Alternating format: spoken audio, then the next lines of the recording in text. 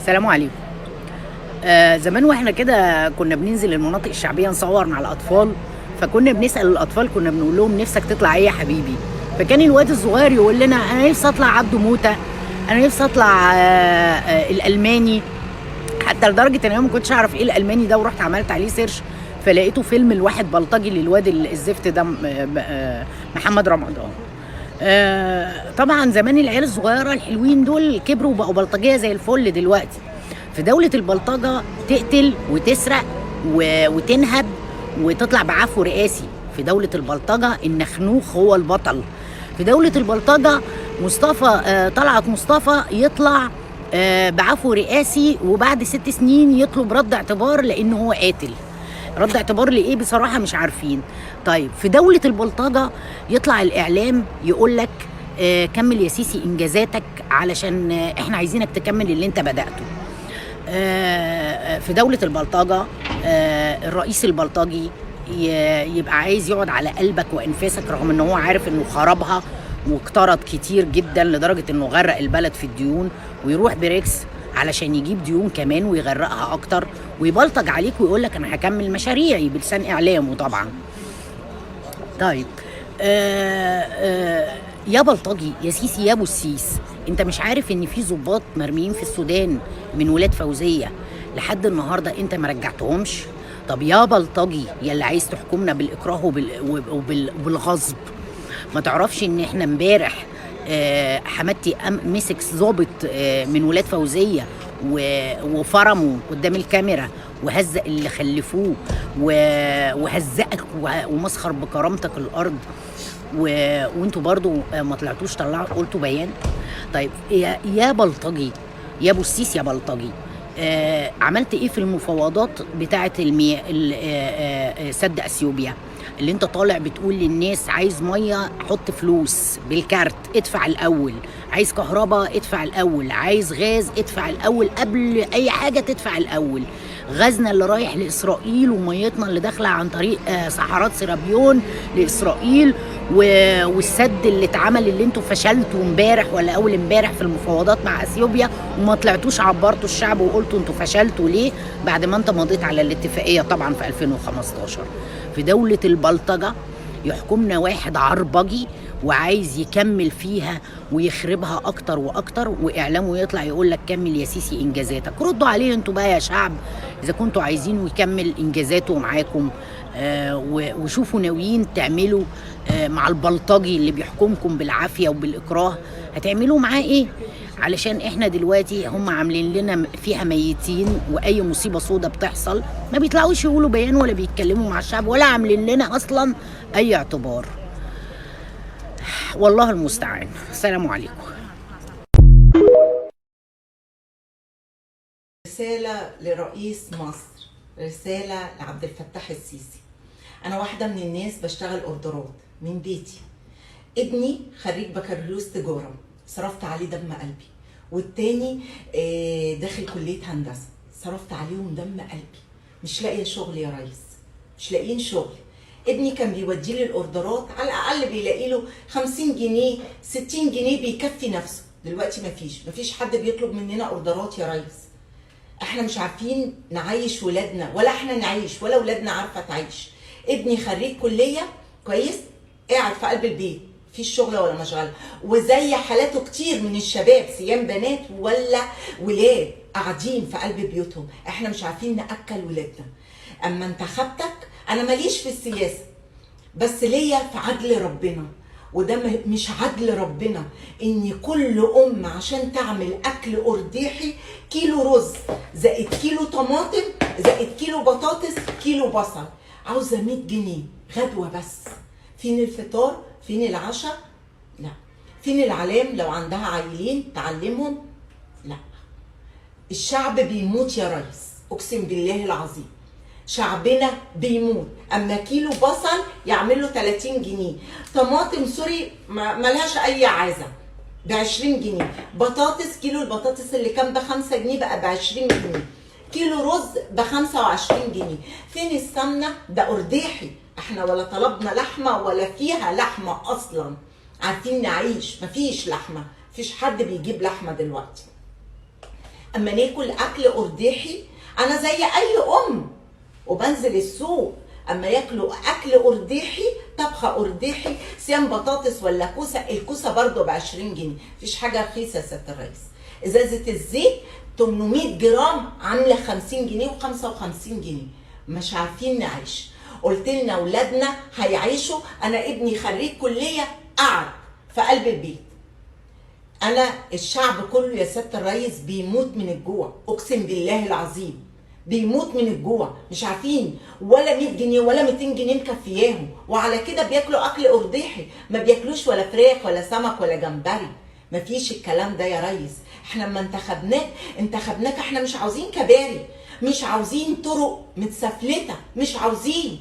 احنا عاوزين بس ناكل، واولادنا مش عاوزين وظايف لاولادنا، عاوزين شغل بس، مش عاوزين وظايف يبقوا موظفين حكومه، لا، عاوزين نعمل اوردرات ونشغل ولادنا معانا، اقسم بالله العظيم. عاوزين احنا ناكلهم وهم ياكلوا معانا. مش عاوزين كباري تاني يا سياده الرئيس، مش عاوزين اي حاجه غير ان احنا ناكل ونعيش عيشه كريمه. الشعب كله مش عايش عيشه كريمه، يعني لو 25% عايشين عيشه كريمه، 75% مش عايشين عيشه كريمه. انا ماليش في السياسه، بس انا بتكلم الكلام اللي انا شايفاه عامه. الدنيا سواد قدامنا وقدام اولادنا. ابني عنده 18 سنه بيقول لي يا ريت نموت بقى، ما احنا كده كده ميتين. فعلا يا سياده الرئيس شعبك بيموت. يا ريت الفيديو ده يتشير. اشكركم جدا. السلام عليكم ورحمة الله وبركاته. أهلا بيكم. معالي رئيس الجمهورية، هي الحكومة مش آن الأوان إن هي تتغير؟ يعني الحكومة اللي موجودة بقالها فترة طويلة ما بتعملش أي حاجة للمواطن. المواطن عمال بيصرخ وبيعاني من كل حاجة، والحكومة ساكتة وبتتفرج. بيسمعوا أصواتنا وعارفين كل معاناتنا ومحدش بيتفرج ومحدش بيعمل حاجة. الناس قاعدين على المكاتب بتاعتهم، مفيش حد بينزل الشارع يعرف ايه اللي بيجرى. محدش يعرف الاسعار اللي مولعه في الاسواق وفي السوبر ماركتات. الاسعار يا ريس عماله بترتفع والمواطن بيئن، الناس مش عارفه تاكل. يعني ايه يطلع الوزير ووزير التموين يقول لنا الاهم من سعر السلعه نفسها تكون موجوده. طب وانا استفدت ايه؟ استفدت ايه لما السلعه تكون موجوده ومش متناول ايدي، فانا ما اشتريتهاش، فتعتبر ان هي مش موجوده اصلا. مفيش وزير في الدنيا بيقول كده. يعني هو كده بيقول للتجار علوا الاسعار، مفيش مشكله طالما هي السلعه موجوده، اعملوا اللي انتوا عايزينه. يا ريس الاسعار ارتفعت لدرجه الناس ما بقتش عارفه تاكل. حضرتك رفعت الحد الادنى 4000 جنيه. ال 4000 جنيه دول الناس هتعمل بيهم ايه؟ معليك لو احنا قلنا ان الايجار 1000 جنيه ومفيش ايجار 1000 جنيه. كهرباء وميه وغاز دول لا يقلوا عن 700 800 جنيه، ده لو الناس ما بتستخدمش حاجه. ادي كده مثلا 1800 جنيه. هنيجي بعد كده ال 30 يوم 3 وجبات يوميا. انا هقول ان اسره متكونه من ام واب وطفلين او 3 هيفطروا بكام ويتغدوا بكام ويتعشوا بكام؟ انا هقول 50 جنيه في الوجبه الواحده، وده مستحيل، مفيش الكلام ده اصلا. يعني هو الرغيف بكام اساسا؟ والبيضه بكام؟ والجبنه بكام؟ والعيش والاكل كله اسعاره مرتفعه. هنيجي لو بنعمل وجبه غدا شويه مسقعه هتتكلف كام؟ الطماطم الكيلو ب 25 جنيه، البصل ب 30 جنيه، الفلفل ب 20 وب 25 جنيه، البرنجان ب 15 جنيه. الشويه المسقعه دول ومعاهم كام رغيف هيكلفوا كام؟ ما يقلش عن 70 جنيه. العشاء بكام؟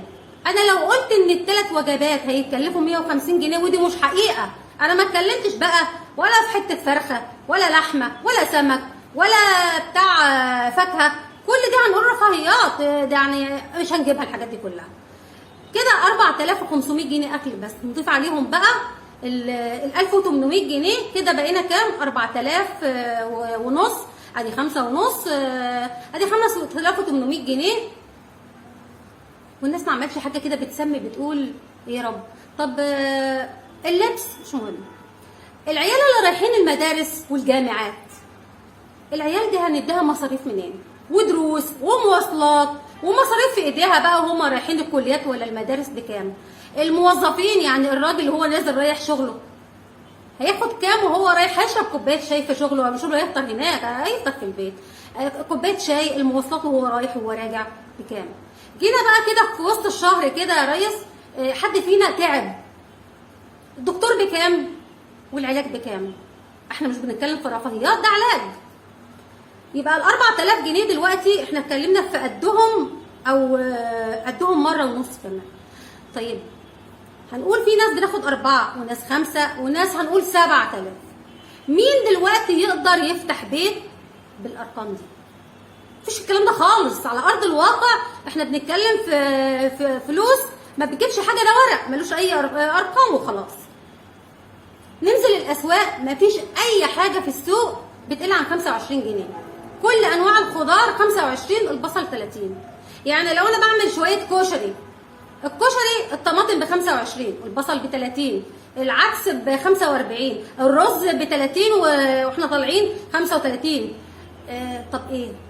الفقير هياكل ايه؟ الفول غالي، العدس غالي، الكشري، المسقعه، البطاطس كله غالي. طب الناس تاكل ايه؟ مش كل الناس بتاخد العيش المدعوم بتاع البطاقه، في ناس كتير جدا ما بتاخدوش، ولو ان في ناس حتى بتاخد على البطاقه ومش بيكفيها بتشتري من بره. الرغيف قد كده ب 2 جنيه، العيش الحاف بس بكام؟ يعني احنا بنتكلم في ارقام على ارض الواقع الرواتب لا تمت لها باي صله اطلاقا. الناس تعيش ازاي يا ريس؟ مفيش رقابه على اي حاجه في الاسواق. الساده المحافظين ورؤساء الاحياء والوزراء ووكلاء الوزاره كلهم قاعدين مأنتخين على المكاتب ما بينزلوش. الناس دي كلها معاها ضبطيه قضائيه. اي حد نازل وشاف اي حاجه ما تعجبوش هيجيب التاجر الجشع كده من قفاه وهيعمل له قضيه. مفتشين التموين اللي محدش بيشوفهم، محدش يعرف حاجه عنهم. وزاره التموين بتعمل ايه؟ المفروض انها بتوفر السلع وبتراقب الاسواق. احنا ما بنشوفش حاجه خالص من الوزاره دي خالص. الناس دي قاعدين يا ريس ما بيشتغلوش. الحكومه دي كلها ان الاوان ان هي تتغير. حكومه عفى عليها الزمن، لا تمت للواقع باي صله، ما بتشتغلش، ما بتفيدش المواطن بشيء. قاعدين بيقبضوا رواتب وهم قاعدين في مكاتبهم على الكراسي والتكييفات، واحنا بنصرخ. الاسعار عماله بترتفع. يعني ايه سكر في دولة منتجة؟ بنزرع بنجر وبنزرع قصب السكر وكيلو السكر يوصل ل 35 جنيه. أنا ما شفتهاش في الدنيا. رز بيوصل ثمنه ل 35 برضه. إيه ده مين اللي بيتحمل الأسعار دي؟ مفيش أي رقابة من أي نوع. حتى المصانع اللي بتنتج محدش بيراقبها. يعني أنا واحدة نزلت مثلا امبارح علشان عايزة أعمل بيتزاية، مش عايزة أشتري من بره، الأسعار عالية. أنا بحب حاجتي أعملها بإيديا، أعملها نظيفة. نزلت مثلا رحت علشان اشتري كيس موتزاريلا من ضمن الطلبات. في انواع من المصانع اللي انا كنت بتعامل معاها مكتوب عليها طبيعي الدسم، اللي هي ما بيتحطش فيها الدهون المشبعه ولا زيوت النخيل ولا الحاجات الضاره بالصحه. دي كنت بجيبها وانا مغمضه عيني كده على طول، وكان يكتب بالخط العريض عليها طبيعي الدسم. انا لقيت البكاوي الصغيره، كيس صغيره خالص اصغر مقاس ب 50 جنيه، اللي هو ما يعملش بيتزاي حتى. طيب تمام، انا كده واثقه من الشركه. ربنا الهمني ان انا ابص كده على المكونات بتاعته، الكلمه اللي بتتكتب بالخط العريض على وش الكيس. مش هقول اسم المنتجات عشان ما يتقالش انت بتشوشري وبتتكلمي عليهم وهنقضيكي وهنعمل. الناس تقدر تنزل وتشوف الحاجات دي في الاسواق موجوده في السوبر ماركتات. اللي كان بيكتب من بره دسم، الدسم طبيعي الدسم مش موجوده اصلا. قلبت بقى الكيس عشان اشوف المكونات، اتفاجئت انه كاتب نباتي الدهن. نباتي يعني ما هواش طبيعي، مش لبن طبيعي. استنى المكونات بتاعته كاتب لي كمان عليه ايه. يعني شوف بقى الغش بقى وخط صغير كله. كمان بيقول لك ان هو زيوت نخيل. انت متخيل الاسعار العاليه بتاعه المصانع العاليه؟ ارقى حاجه واغلى حاجه كاتب لي عليها نبات الدهن وزيوت النخيل. ايه ده ايه الغش ده؟ طيب سبتها وبصيت بقى للي جنبها اللي هي المصانع اللي تحت. اخر حاجه اتخيلها ابص على المكونات، اول حاجه كده بسم الله الرحمن الرحيم، بطاطس. موتزاريلا بالبطاطس، وبعدين دهون نباتيه وزيوت نخيل. ايه ده؟ ايه الغش ده؟ ده ما فيش حاجه فيها لبن، مفيش لبن، مفيش كلمه لبن ولا نباتي ولا لبن بودره ولا لبن طبيعي ولا له اي حاجه خالص. طيب ده غش مصنع من المصانع اللي المفروض ان هي مصنع اسمه كبير واسعاره عاليه. فين الرقابه؟ احنا مشكلتنا الاساسيه في البلد دي الرقابه. مفيش حد بيتحرك ولا ينزل ولا يتابع ولا يشوف. فين وزاره التموين بتعمل لنا ايه؟ ولا اي حاجه. مفتشين التموين بيروحوا مخابز ابدا، بينزلوا يراقبوا الاسواق ابدا، ولا جهاز رقابي بينزل بيقول الاسعار عامله ليه كده. الناس بتصرخ، الناس على السوشيال ميديا بيصرخوا وبيقولوا الاسعار ارتفعت، الغلابه مش عارفين ياكلوا، الناس جاعت. ابدا محدش بيتكلم. طب بيقولوا من بقالهم يومين وقفوا تصدير البصل. طب البصل كان ب 25 بقى ب 30 جنيه. لما البصل بطلوا يصدروه ارتفع 5 جنيه ليه؟ وفي مناطق بقى 35 جنيه ليه؟ الطماطم بتتفاوت الاسعار بتاعتها 20 و25 جنيه ويا ريتها طماطم حلوه. ليه؟ مش الحاجات دي كلها احنا اللي بننتجها؟ الحاجات دي كلها مش بتتزرع جوه بلدنا؟ الاسعار بالارقام دي ليه؟ طيب احنا لو احنا بنتكلم كل ما اكلم حد يقول لي الدولار ارتفع، الدولار بقى ب 40 جنيه. طيب يعني ال 4000 جنيه بقيمه 100 دولار. هل ال 100 دولار يفتحوا بيت؟ يعيشوا اسره كامله؟ اكل ولبس وتعليم وصحه وايجار وغاز وميه وكهرباء ونت؟ هل في كده؟ طب 10000 جنيه ولا 20000 ولا 30000 جنيه دلوقتي؟ الفلوس عباره عن رقم مكتوب ملهوش اي قيمه. الجنيه ولا العشرة ولا ال1000 جنيه لها اي قيمه، وال1000 جنيه بنزل بيها كاني ماسكه 100 جنيه ويمكن اقل من ال 100 جنيه. اسعار فراخ اسعار مرتفعه. كرتونه البيض 150 جنيه ليه؟ ليه البيضه ب5 جنيه ليه؟ طب العيال اللي هيروحوا مدرسه دول هيفطروا ايه؟ الجبنه غاليه، الحلاوه غاليه، البيض غالي، الفول غالي. طب العيال الاطفال اللي رايحين اللي جسمهم بيتبني يفطروا ايه؟ ياخدوا ايه معاهم المدارس؟ ياكلوا ايه؟ هيتقوتوا ازاي؟ يقفوا على رجلهم ازاي؟ يذاكروا ازاي؟ اللبن، علبه اللبن 35 جنيه و37 جنيه ليه؟ ويا ريت اللبن حتى طعمه حلو. اللبن مش طعم لبن، لا اللبن اللي من عند اللبان ولا اللبن الشركات اللي بتتفاوت اسعارها من 30 ل 37 جنيه. طب ايه؟ احنا مطلوب مننا ايه؟ الناس بتصرف وتيجي الناس تقول عيب ما تتكلموش في الاكل، هو ربنا خلقنا عشان نجوع؟ يعني احنا من حقنا اقل حاجه ان احنا ناكل ونشرب. يعني ال3 وجبات اللي الناس بتاكلهم الطبيعيين اللي عمرنا كله بناكل وبنشبع. طب احنا دلوقتي ايه؟ احنا بنسد جوعنا باي حاجه دلوقتي؟ طب الغلبان يعمل ايه؟ الغلبان لا بيشوف لحمه ولا خضار ولا بيشوف اي حاجه. وبعدين البصل والطماطم اللي الاسعار بتاعتهم بقت في السماء. دي بدايات الاكل. يعني لما نسمي كده ونقول داخلين نطبخ، حتى لو مش بنعمل بلحمه ولا بفراخ، اول حاجه عندنا في استخداماتنا في الطبخه البصل والطماطم. كيلو بصل وكيلو طماطم كده 55 جنيه وما عملناش حاجه، ولا حبه رز ولا سمن ولا زيت ولا اي حاجه خالص. طب ايه الاكله اللي هي القرداحي اللي من غير اي حاجه تكلف كام؟ عايزه حد بس يقول لنا احنا رايحين فين؟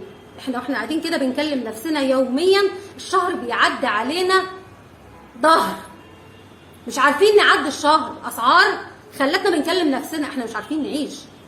ايه الحكومه دي قعدلنا لحد امتى؟ انتوا قاعدين بتتفرجوا علينا واحنا بنولول. لو انتوا مش قادرين تعملوا حاجه بالسلامه بالسلامه ويجي غيركم. لو انتوا ما بتعملوا لناش حاجه اقعدوا في بيوتكم ووفروا الرواتب بتاعتكم للناس اللي تيجي احسن منكم، يمكن يفيدونا بشيء. الا هل بلغت؟ اللهم فاشهد. واشكركم والسلام عليكم ورحمه الله وبركاته. النهارده لموا مننا بطايق الارقام القومي في الشغل عشان يعملوا بيها توكيلات لعبد الفتاح السيسي. ويؤسفني اقول لكم ان ده مؤشر على ان الانتخابات الرئاسيه الجايه هيبقى فيها تزوير. ويؤسفني اكتر اقول لكم لو انتوا صدقتوا اي حرف من اللي انا قلته ده يبقى انت وقعت على دماغك يا ابني وانت صغير ومحتاج تروح تتعالج. يا بني ادمين، عبد الفتاح السيسي مش محتاج توكيلات، عبد الفتاح السيسي معاه البرلمان. التوكيلات اللي بتتعمل دلوقتي من الناس دي رغبه منهم شخصيه وتحصيل حاصل زيها زي التوكيل اللي انا هروح اعمله له لمجرد التأييد الشعبي، يعني ملهاش اي دخل بالانتخابات خالص ولا هو محتاجها اساسا. فياريت البهوات اللي بتطلع الاشاعات اللي من النوعيه دي ارجوكم ما تستحمروش الناس اكتر من كده، لان مش كل الناس زي اللي بيتابعوكم، مش كل الناس خريجين زرايب زي اللي بيتابعوكم. اسمعوا مني والله، ركزوا في انكم تجمعوا توكيلات المنافس لعبد الفتاح السيسي. سيبوا عبد الفتاح السيسي في حاله، روحوا انتوا بقى جمعوا توكيلاتكم. ها ولا هترجعوا تعيطوا لنا تاني وتقولوا ما لحقناش نلم التوكيلات علشان احنا ما كناش فاضيين بنسرح لجان؟ ايه يا جماعه الكلام ده؟ ايه الكلام؟ روحوا جمعوا توكيلات المنافس بتاع فتح السيسي. روحوا الهي تمتصوا في نضال، روحوا خلاصوا عايزين نخلص يا اختي. النهارده احنا قررنا نعمل زي اي حد في الحياه. لينا حق ان احنا نعمل توكيل لمرشح بعد ما اللجنه الوطنيه للانتخابات امبارح اعلنت بدء قبول اوراق المرشحين. فرحنا شهر عقاري، رحنا اكتر من شهر عقاري الحقيقه، ما لقيناش فيهم طريقه لعمل التوكيلات، فرحنا لمكان اسمه شهر عقاري رضا الفرج. دخلنا واحنا داخلين لقينا ناس كتير جدا، فقلنا الناس نزلت من بيوتها تعمل توكيلات للمرشحين، فكانوا اغلبهم لابسين البستات بتاعه حزب مستقبل وطني، ووشهم وش اغلبهم واضح جدا عليه ان هم بلطجيه، بس ما تجاهلنا الامر ودخلنا الشارع العقاري. سالنا على المكتب اللي بيتعمل فيه التوكيلات. اتفاجئنا بواحد واقف على الباب بيسالنا على البطايق، جايين تعملوا التوكيل الاول لمين؟ قلنا هنعمل التوكيل لاحمد طنطاوي. فسال على البطايق، فانا بطلع بطاقتي، الزميله رانيا قالت لي لا ده مش موظف فما تدلوش البطاقه. فرجعت بطاقتي لجيبي، دخل جاب مدير المكتب، خرج لي قال لي عايزين تعملوا التوكيلات لمين؟ قلنا لاحمد طنطاوي. طلب البطايق فادينا له البطايق، دخل 5 دقائق فوجئنا بان المكان حوالينا بيتملي بلطجيه، اجسام بقى ضخمه من الرجاله والبنات. فبدانا يعني نبقى حريصين اكتر. جهزت التليفون بتاعي علشان اعمل لايف لو حصل اعتداء، بس الوضع كان صعب قوي. اتفاجئنا في الطرقه بتاعه الشهر العقاري فيها لا يقل عن 75 انسان جاي لهم ذعر من 3 اشخاص، انا والزميله رانيا ومواطنه اسمها استاذه عزه، كانت رايحه تعمل توكيل للطنطاوي من غير اي تنسيق مع اي حد، واحنا برضه رايحين بدون تنسيق مع اي حد. تم الاعتداء علينا احنا الثلاثه عن طريق البنات والشباب. كملي الوضع حصل ازاي؟ أول أصلا عموما ما أستاذ كريم بيسلم البطاقة لأحد الأشخاص اللي كان بيحاول يقول لنا على البطايق أول ما دخلنا هو مش موظف في المكان، بدأوا أشخاص يقولوا لبعض وهم واقفين إنه نادوا على بعض، يعني هم طلعوا ينادوا على ناس تانية واقفة بره. كان فيهم حد، أنا قلت لأستاذ كريم وقتها بالظبط إنه هم بينادوا على بعض، خلاص يا أستاذ كريم معناها إن في مشكلة. وبالفعل سجلت فويس إن إحنا واضح إن إحنا بيتعمل علينا كوديون معين وإن إحنا هنبقى في مشكلة. طلع لنا المدير زي ما قال الاستاذ كريم واخد من كام حد واقف البطايق اللي معاه، وبعدين قال لنا البطايق عشان نسجلها وبعدين هتدخلوا تمضوا ومش هنعمل حاجه في التوكيل غير وانتوا واقفين، وحاول يطمنا شويه عشان ياخد البطايق بتاعتنا جوه الاول، وده طبعا مفهوم عشان ياخد البيانات بتاع البطايق. مفيش 10 دقايق تقريبا جه حد ضخم شويه، راجل ضخم شويه، عملني بالحرف كده من غير ما يقول اي كلام، هو عمل كده وفتح الباب ودخل.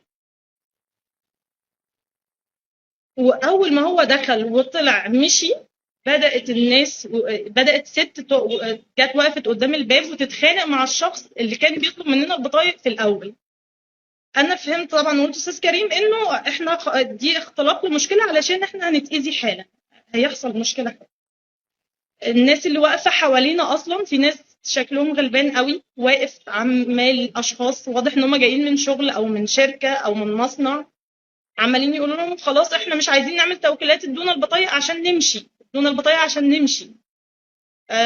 كل ردهم من السيستم فيه مشكله، استنوا شويه احنا هنظبطها معاهم ما تقلقوش. ده الرد بتاع المدير نفسه اللي كان بيطلع ياخد الحاجات من الناس اللي بتعترض تدي البطاقه للبلطجي اللي واقف بره في الطرقه.